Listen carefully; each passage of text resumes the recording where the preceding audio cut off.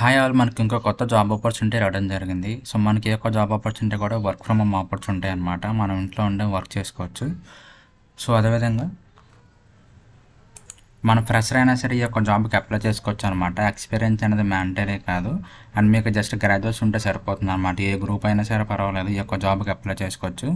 So job details అన్నీ కూడా ఈ వీడియోలో డిస్కస్ చేద్దాం. ఈ వీడియో అయితే అక్కడ కూడా స్కిప్ చేయకుండా చివరి వరకు చూడండి. అదేవిధంగా అప్లై ప్రాసెస్ కూడా ఈ వీడియో డిస్కస్ చేస్తాం. సో వీడియో లాస్ట్లో మీకు అప్లై ప్రాసెస్ కూడా డిస్కస్ చేస్తాను. అలాగే అప్లై చేయాలి, డీటెయిల్స్ అన్నీ కూడా ఎలా ఫిల్ చేయాలి, మొత్తం అన్నీ కూడా డిస్కస్ చేద్దాం. ఓకేనా. సో ముందుగా రోల్ చూసుకుంటే మనకి ఇక్కడ ప్రాజెక్ట్ అండ్ ప్రోగ్రామ్ మేనేజ్మెంట్ అనమాట. సో మీకు ముందుగా సింపుల్గా చెప్పేస్తాను ఫస్ట్ జాబ్ ఏంటి, జాబ్ రోల్ ఏంటి అంటే. సో బేసిక్గా జాబ్ రోల్ ఏంటి అంటే మనకి ప్రాజెక్ట్ అనేది అసైన్ చేస్తారనమాట. ఆ ప్రాజెక్ట్ అనేది ఒక ప్రాజెక్ట్ అయినా అవ్వచ్చు, మల్టిపుల్ ప్రాజెక్ట్స్ అయినా అవ్వచ్చు అనమాట. సో మన క్యాపబుల్ బట్టి సో మనకి ఆ ప్రాజెక్ట్ అసైన్ చేసిన తర్వాత మనం బాధ్యత ఏంటి అంటే ఈ యొక్క జాబ్లో ఆ ప్రాజెక్ట్ అనేది విత్ ఇన్ టైంలో కంప్లీట్ చేసే విధంగా మనం చూసుకోవాలన్నమాట. ఓకేనా. అదేవిధంగా ప్రాజెక్ట్లో ఏమైనా ఇష్యూస్ వస్తే మీరు రిజాల్వ్ చేయాల్సి ఉంటుంది అనమాట. ఒకవేళ మీకు తెలియకపోతే వేరే టీం వాళ్ళతో కొలాబరేట్ అయ్యి మీరు ఆ ఇష్యూని రిజాల్వ్ చేయాల్సి ఉంటుంది అనమాట. ఓకేనా. ఓవరాల్గా మీరైతే ప్రాజెక్ట్ అనేది కంప్లీట్ చేయడం విత్ ఇన్ టైంలో కంప్లీట్ చేసే బాధ్యత మీకు ఉంటుంది అనమాట. ఓకేనా. సో మీకు ప్రాజెక్ట్ టెక్నికల్ నాలెడ్జ్ ఉండక్కర్లేదు అనమాట. మీకు బేసిక్గా టీమ్ మేనేజ్మెంట్ స్కిల్స్ అనేది ఉండాలన్నమాట. మీకు ప్రాజెక్ట్ టెక్నికల్ నాలెడ్జ్ లేకపోయినా మీ ప్రాజెక్ట్లో ఉన్న మెంబర్స్ చూసుకుంటారు. మీకు టీమ్ మేనేజ్మెంట్ స్కిల్స్ ఉండాలన్నమాట. ఒకవేళ ఎవరైనా లీవ్ పెట్టినా లేకపోతే ఎవరికి అసైన్ చేయాలి. సో ఈ విధంగా మీరు టాప్ లెవెల్లో ఉండి ప్రాజెక్ట్ అంతా మేనేజ్ చేస్తూ ఉంటారనమాట. మీ మెయిన్ గోల్ ఏంటంటే విత్ ఇన్ టైంలో ప్రాజెక్ట్ అనేది కంప్లీట్ అయ్యేలాగా చూసుకోవాలన్నమాట. ఓకేనా. సో మీకు ఒక ప్రాజెక్ట్ ఇచ్చినా అదేవిధంగా ఆ వర్కే ఉంటుంది. ఒక మల్టిపుల్ ప్రాజెక్ట్స్ మీకు అసైన్ చేసినా అదే వర్క్ ఉంటుంది అనమాట. ఓకేనా. సో ఇది మెయిన్గా సింపుల్గా మెయిన్ ఈ యొక్క job details, job role and responsibilities వచ్చేసరికి. సో ఇప్పుడు ఇన్ డీటెయిల్గా ఇప్పుడు చూసుకుంటే మనకి ఇక్కడ so this project management role అంటే ఈ యొక్క రోల్ ఏంటి అంటే responsible for coordinating and executing projects. ఓకేనా. From initiation. ఓకేనా. మన స్టార్టింగ్ నుంచి కూడా మనదే బాధ్యత అనమాట. ఓకేనా. సో ప్రాజెక్ట్ ఫినిష్ అయినంత వరకు ప్రాజెక్ట్ మొత్తం కంప్లీట్ అయ్యే బాధ్యత, మధ్యలో ఎర్రర్స్ ఉంటే ఫిక్స్ చేయడం, వేరే వాళ్ళతో కొలాబరేట్ అవ్వడం, ఈ విధంగా మొత్తం అన్నీ కూడా మనమే చూసుకోవాలన్నమాట. అదేవిధంగా మీకు అవసరమైతే మీటింగ్స్ కూడా అటెండ్ అవ్వాల్సి ఉంటుంది అనమాట. మీ టీం మెంబర్స్తో కానీ మీ యొక్క పై ఉన్న పర్సన్స్ వాళ్ళతో కానీ మీటింగ్ అటెండ్ అయ్యి ప్రాజెక్ట్ అప్డేట్స్ అవి ఇస్తూ ఉండాలన్నమాట. ఓకేనా. సో ఈ విధంగా కూడా మీరు చేయాల్సి ఉంటుంది అనమాట. అదేవిధంగా మీరు ఒక విధంగా ప్లాన్ అనేది క్రియేట్ చేసుకోవాలన్నమాట. ఈ యొక్క ప్రాజెక్టు ఈ యొక్క టైం లైన్లో కంప్లీట్ చేయాలంటే ఏం చేయాలని చెప్పి. సో కొన్ని ఉంటాయి కదా నార్మల్గా మైల్ స్టోన్స్ క్రియేట్ చేయడం కానీ, ఈ విధంగా ఇంకా మీ ఆలోచనకే వదిలేస్తారనమాట వాళ్ళు. మొత్తానికి మీరు ఏం చేసినా సరే నైట్ టైం వర్క్ చేయించుకున్నాం, మార్నింగ్ వర్క్ చేయించుకున్నాం, లేకపోతే టాస్క్ అనేది చిన్న టాస్క్ కింద డివైడ్ చేసి అసైన్ చేయడము, లేకపోతే మైల్ స్టోన్స్ కింద క్రియేట్ చేసి వాళ్ళకి టాస్క్ అసైన్ చేయడము. సో ఈ విధంగా మీరు ఏం చేసినా సరే అల్టిమేట్గా end of the day project అనేది కంప్లీట్ చేయాల్సి ఉంటుంది అన్నమాట ఇచ్చిన టైం లైన్కి. సో ఇది మెయిన్ జాబ్ రోల్ వచ్చేసరికి. ఓకేనా. సో ఇక్కడ చూసుకుంటే responsible for coordinating and executing projects from initiation to delivery. ఓకేనా. సో మన స్టార్టింగ్ నుంచి ఆ ప్రాజెక్ట్ డెలివరీ చేసేంత వరకు మనదే బాధ్యత అనమాట. సో మనకి మల్టిపుల్ ప్రాజెక్ట్స్ కూడా అసైన్ చేస్తారనమాట. సో మల్టిపుల్ ప్రాజెక్ట్స్కి ఒక్కొక్క ప్రాజెక్ట్కి ఒక్కొక్క డెడ్ లైన్ ఉంటుంది అనమాట. సో మీరు ఆ విధంగా కూడా మేనేజ్ చేయాల్సి ఉంటుంది అనమాట. అంటే ఫర్ ఎగ్జాంపుల్ ఈరోజు మనకు ఒక ప్రాజెక్ట్ ఇచ్చారంటే ఆ ప్రాజెక్ట్ మనకు ఒక 5 days ఇచ్చారనుకోండి, లేకపోతే 1 month ఇచ్చారనుకోండి, ఇంకొక ప్రాజెక్ట్ మనకు 15 days ఇవ్వచ్చు, ఇంకొక ప్రాజెక్ట్ 20 days ఇవ్వచ్చు, ఇంకొక ప్రాజెక్ట్ 2 months 3 months కూడా ఇవ్వచ్చు. ఓకేనా. సో మీరు ఆ విధంగా ఎందుకంటే మీరు టెక్నికల్గా ఇన్వాల్వ్ అవ్వరు కాబట్టి మీ స్కిల్స్ అంతా కూడా టీమ్ మేనేజ్మెంట్ లేదంటే ప్రాజెక్ట్ మేనేజ్మెంట్లో పెట్టాలన్నమాట. ఓకేనా. సో మీ బాధ్యత ఏంటి అంటే ప్లాన్ క్రియేట్ చేసి మీ టీమ్ మెంబర్స్కి ఇవ్వడమే అనమాట. ఓకేనా. సో మిగతా వర్క్ చేయడం కానీ రైట్ వేలో వర్క్ చేయడం అన్నీ కూడా మీ టీమ్ మెంబర్స్ అన్నీ చూసుకుంటారనమాట. ఓకేనా. సో ఇందులో మీకు ఇనిషియల్గా మీకు ఏం ఎక్స్పీరియన్స్ లేకపోయినా సరే మీరు హ్యాపీగా ఈ యొక్క జాబ్కి అప్లై చేయొచ్చు అనమాట.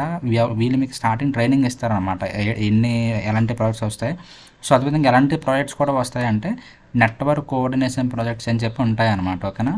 సో ఆ నెట్వర్క్ కోఆర్డినేషన్ ప్రాజెక్ట్స్ అనేది వీళ్ళు మనకి ఇవ్వడం జరుగుతుంది అనమాట. సో ఆ ప్రాజెక్ట్స్ మనం కంప్లీట్ చేయాల్సి ఉంటుంది అన్నమాట విత్ ఇన్ టైంలో. ఓకేనా. సో ఆ ప్రాజెక్ట్స్ గురించి మీకు ఇనిషియల్గా నాలెడ్జ్ లేకపోయినా సరే వీళ్ళైతే ఎక్స్ప్లెయిన్ చేస్తారన్నమాట. మీకు ప్రాజెక్ట్ గురించి ఇనిషియల్గా నాలెడ్జ్ ఉండకపోయినా పర్వాలేదు, కానీ మీకు నార్మల్గా టీమ్ మేనేజ్మెంట్, నార్మల్గా ఆ టైప్ ఆఫ్ స్కిల్స్ అనేది మీకు ఉండాలన్నమాట. ఓకేనా. సో మిగతా కంపెనీ గురించి కానీ ప్రాజెక్ట్స్ గురించి కానీ లేకపోతే డెలివరబిలిటీస్ ఎలా డెలివరీ చేయాలి, ఎలా హ్యాండిల్ చేయాలి, మనకి ప్రాజెక్ట్ ఎలా ఇనిషియల్ అయ్యి మనకి ఎలా ప్రాజెక్ట్ వస్తుంది, మనం ఎలా డెలివరీ చేయాలి కంప్లీట్ అయిన తర్వాత, లేకపోతే ఇష్యూస్ ఉంటే వేరే టీంతో ఎలా కొలబరేట్ అవ్వాలి. సో ఇవన్నీ కూడా మీకు ఈ యొక్క కంపెనీ వాళ్ళు మీరు షార్ట్ లిస్ట్ అయిన తర్వాత సెలెక్ట్ అయిన తర్వాత మీకు ట్రైనింగ్ అనేది ప్రొవైడ్ చేస్తారన్నమాట. ఇవన్నీ కూడా ఎందుకంటే వాళ్ళ నాలెడ్జ్ కాబట్టి మనకు ఉండదు, వాళ్ళు మనకి కేటీ షేర్ చేస్తారన్నమాట, నాలెడ్జ్ అనేది షేర్ చేస్తారు. మనకు ఉండాల్సిన నాలెడ్జ్ ఏంటి అంటే టీమ్ మేనేజ్మెంట్ స్కిల్స్ అనమాట. ఓకేనా. సో టీమ్ మేనేజ్మెంట్ స్కిల్స్ అనేది మనం మెయింటైన్ చేస్తూ ఈ యొక్క ప్రాజెక్ట్ కానీ ఈ యొక్క జాబ్ కానీ బాగా చేస్తే మీకు ఇంకా మంచి లైఫ్ ఉంటుంది అనమాట. ఓకేనా. దట్ ఇది రిమోట్ జాబ్ ఆపర్చునిటీ అనమాట, మనం ఇంట్లో ఉండే వర్క్ చేసుకోవచ్చు అనమాట. ఓకేనా. సో ఇక్కడ మెయిన్ స్కోప్ చూసుకుంటే, స్కోప్ అంటే ఏంటంటే ఈ యొక్క మెయిన్ రోల్ పర్సన్ చూసుకుంటే ఇక్కడ executing projects from end to end. ఓకేనా. ఎండ్ టు ఎండ్ అంటే అదే మన ఇనిషియలైజేషన్ నుంచి డెలివరీ చేసేంత వరకు మందే బాధ్యత. అదేవిధంగా resolve problems or escalate in a timely manner. ఓకేనా. మీకు ఏదైనా ఇష్యూ వస్తే, లేకపోతే మీ టీమ్ మెంబర్స్ అనేది మీకు ఇష్యూ కానీ ఏమైనా రేస్ చేస్తే, లేకపోతే ఇష్యూ ఏమైనా మీరు అబ్జర్వ్ చేస్తే అది మీరు విత్ ఇన్ టైంలో సాల్వ్ చేయగలిగేలాగా ఉండాలన్నమాట. ఎందుకంటే అక్కడ టైం వేస్ట్ అవ్వకూడదు. మన టైం వేస్ట్ అయితే మీకు ఆటోమేటిక్గా మీ డెడ్ లైన్ నుంచి టైం అనేది వేస్ట్ అయిపోతుంది అనమాట. ఓకేనా. సో మీరు అక్కడ ఎంత క్విక్గా మీరు రియాక్ట్ అయ్యి ఆ ఇష్యూ సాల్వ్ చేస్తారు అనే దాన్ని బట్టి కూడా అది కూడా మీ మట్టి మీద డిపెండ్ అయి ఉంటుంది అనమాట. ఓకేనా.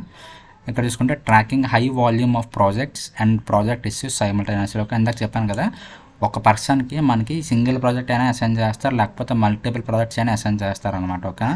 సో మనకు ఒక ప్రాజెక్ట్ అసైన్ చేసినా మనం ఎఫెక్టివ్గా వర్క్ చేయాలి, అదేవిధంగా మల్టిపుల్ ప్రాజెక్ట్స్ మనకి అసైన్ చేసినా మనం ఎఫెక్టివ్గా వర్క్ చేయాల్సి ఉంటుంది అనమాట. ఆబ్వియస్గా మీరు మల్టిపుల్ ప్రాజెక్ట్స్ అనేది మీరు అసైన్ చేస్తున్నారు, మీరు హ్యాండిల్ చేస్తున్నారు అనుకుంటే మీకు మంచి ఫ్యూచర్ అనేది ఉంటుంది అన్నమాట ఈ యొక్క కంపెనీలో. ఓకేనా. అదేవిధంగా ఇక్కడ చూసుకుంటే escalating and tracking various project blockers. ఓకేనా. సో మీకు ఒక ప్రాజెక్ట్ బ్లాకర్ వచ్చింది కదా, దాని నుంచి వర్క్ చేస్తాను, ఇంకో ప్రాజెక్ట్ బ్లాకర్ వచ్చింది, ఇంకో ప్రాజెక్ట్ దాని తర్వాత చూస్తాను, ఫస్ట్ అది ఫిక్స్ చేస్తానంటే అలాగ అవ్వదు అనమాట. ఓకేనా. మీరు ఒక 3 to 4 ప్రాజెక్ట్స్ మేనేజ్ చేస్తున్నారంటే, ఫర్ ఎగ్జాంపుల్ ఆ 3 to 4లో ఫర్ ఎగ్జాంపుల్ మీరు 4 హ్యాండిల్ చేస్తున్నారు అనుకున్నారు అనుకోండి, ఆ 4లో మీకు 3 ప్రాజెక్ట్స్లో ఇష్యూస్ వస్తే ఆ 3 ప్రాజెక్ట్స్ కూడా మీరు అట్ అ టైమ్గా సైమల్టేనియస్గా సాల్వ్ చేయడానికి ట్రై చేయాలన్నమాట. ఓకేనా. సో మీరు ఒక హాఫ్ అన్ అవర్ 1 అవర్లోనో వాళ్ళతో పెట్టుకోవడం, వాళ్ళతో మీటింగ్ పెట్టుకోవడం, టీం వాళ్ళతో, లేకపోతే మీకంటే పైన వాళ్ళతో మీటింగ్ పెట్టుకోవడమో, లేకపోతే వేరే టీమ్స్తో మీకు ఉన్న ఇష్యూస్ వేరే టీమ్స్కి హ్యాండిల్ చేయడమో, లేకపోతే ఏదో ఏ విధంగా అయినా సరే మీరు అన్ని ప్రాజెక్ట్ ఇష్యూస్ కూడా మీరు సాల్వ్ చేయాల్సి ఉంటుంది అన్నమాట. అంటే ఒక ప్రాజెక్ట్ ఇష్యూ సాల్వ్ చేసి ఇంకో ప్రాజెక్ట్ ఇష్యూ సాల్వ్ చేస్తానంటే మీకు ఎఫెక్ట్ అయిపోతుంది అన్నమాట, టైం లైన్ అనేది ఎఫెక్ట్ అయిపోతుంది అన్నమాట. ఓకేనా. సో ఇవి మెయిన్ డీటెయిల్స్ వచ్చేసరికి. అండ్ అదేవిధంగా ఇక్కడ క్వాలిఫికేషన్ కూడా చూసుకుంటే బ్యాచిలర్స్ డిగ్రీ అనమాట. ఓకేనా. మనకి బ్యాచిలర్స్ డిగ్రీ అని ఉండాలి, 0 to 2 years అనమాట. అంటే మన ఫ్రెషర్ అయినా సరే అప్లై చేయొచ్చు, మీకు మినిమం డిగ్రీ ఉంటే సరిపోతుంది అనమాట, ఏ గ్రూప్ అయినా సరే. సో ఇది బేసిక్ జాబ్ డీటెయిల్స్ వచ్చేసరికి. సో ఇప్పుడు ఈ యొక్క జాబ్ ఎలాగే అప్లై చేయాలి అంటే, మీకు ఈ యొక్క లింక్ అనేది కింద డిస్క్రిప్షన్లో ప్రొవైడ్ చేస్తాను. సో మీరు అక్కడి నుంచి క్లిక్ చేస్తే మీకు కూడా సేమ్ పేజ్ అనేది ఓపెన్ అవుతుంది అనమాట, ప్రాజెక్ట్ అండ్ ప్రోగ్రామ్ మేనేజ్మెంట్ ఉందని చెప్పి. సో ఇక్కడ నుంచి మీరు డీటెయిల్స్ అన్నీ కూడా చెక్ చేసుకోవచ్చు అన్నమాట. ఇది ఫ్రెష్ జాబ్ అనమాట. మనం ఇక్కడ చూసుకుంటే మనకి జస్ట్ 4 days బ్యాకే ఈ యొక్క జాబ్ అనేది పోస్ట్ చేయడం జరిగిందనమాట. ఓకేనా. ఇంట్రెస్ట్ ఉన్న ప్రతి ఒక్కరు కూడా అప్లై చేయడానికి ట్రై చేయండి. ఇప్పుడు ఎలాగే అప్లై చేయాలి అంటే, ఈ యొక్క మీ లింక్ క్లిక్ చేసిన తర్వాత ఈ పేజ్ ఓపెన్ అయిన తర్వాత ఇక్కడ చూసుకుంటే మీకు గెట్ స్టార్టెడ్ అని చెప్పి ఉంది కదా, ప్రాస్పెక్ట్ ఇంట్రడ్యూస్ యువర్ సెల్ఫ్ అని చెప్పి. సో అక్కడ గెట్ స్టార్టెడ్ మీద క్లిక్ చేస్తే మనకు ఒక ఫామ్ అనేది ఓపెన్ అవుతుంది అనమాట. ఓకేనా. సో ఈ విధంగా మనకి ఫామ్ అనేది ఓపెన్ అవుతుంది అనమాట, ఇంట్రడ్యూస్ యువర్ సెల్ఫ్ అని చెప్పి. కంట్రీ ఆటోమేటిక్గా సెలెక్ట్ అయి ఉంటుంది. దాని తర్వాత నేము, ఫ్యామిలీ నేము, గివెన్ నేము, మొత్తం email, device, country code, phone number, resume. ఓకేనా. మళ్ళీ ఇక్కడ రెజ్యూమ్ అనేది చాలా ఇంపార్టెంట్ అనమాట. మీ యొక్క రెజ్యూమేని, ఈ యొక్క జేడీని నార్మల్గా మీరు ఒకళ్ళు ఈ జేడీకి మీ రెజ్యూమే అలైన్ కాకపోతే అలైన్ చేసి అప్లై చేయండి. అప్లై చేస్తే అలాగే మీకు షార్ట్ లిస్ట్ అవుతారనమాట. మీరు ఏదో పాత రెజ్యూమే పెట్టి అప్లై చేస్తే షార్ట్ లిస్ట్ అవ్వరు అనమాట. ఓకేనా. సో ఇక్కడ మీరు రెజ్యూమే అప్లై చేసి పైన డీటెయిల్స్ అన్నీ కూడా ఫిల్ చేసి ఇక్కడ సబ్మిట్ క్లిక్ చేస్తే ఆటోమేటిక్గా మీ అప్లికేషన్ అనేది సబ్మిట్ అయిపోతుంది అనమాట. ఓకేనా. సో ఇది అప్లై ప్రాసెస్ వచ్చేసరికి. అండ్ జాబ్ డీటెయిల్స్ గురించి కూడా ఇంతే. అండ్ ఇంకా మీకు ఏమైనా డౌట్స్ ఉంటే కింద కామెంట్ సెక్షన్లో కామెంట్ చేయండి. అండ్ నెక్స్ట్ వీడియో కోసం మన ఛానల్ ఫాలో అవుతున్నాను. Thank you so much.